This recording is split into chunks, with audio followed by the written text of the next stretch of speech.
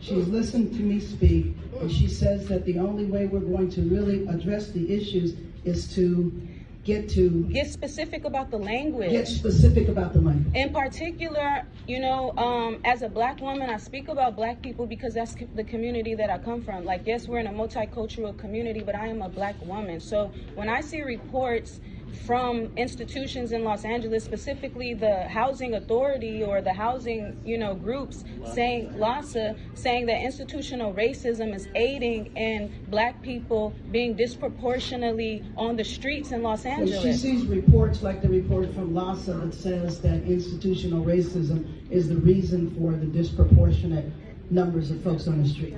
Right, and so that report was published in 2019. This 3 years later, now we have new reports saying that our Latino community is, now represents what we used to represent, and so it just seems like the issues are getting worse, and we're not even addressing the racism that is burying black people in Los Angeles. And yes, sir. So she is concerned that the language is not really addressing institutional racism against black people. Against black people. So the sister and I had an opportunity to speak a little bit before this meeting, and what I told her is that, to me, one of the decisive factors in me deciding to not run for Congress again is the disproportionate way that our folks are represented on those streets.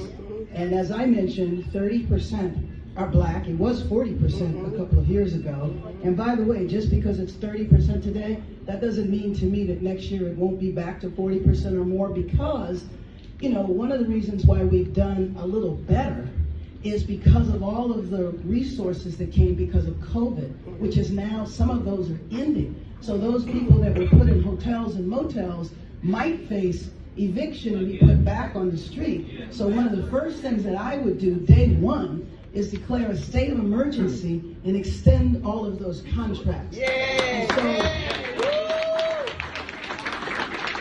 So I told her that was really the decisive factor and my biggest fear of somebody like Rick Caruso. Now, having said that, I am running for mayor in the entire city of Los Angeles. Yes. And I am very clear, and I think my life has been very clear about what my focus is and what my priority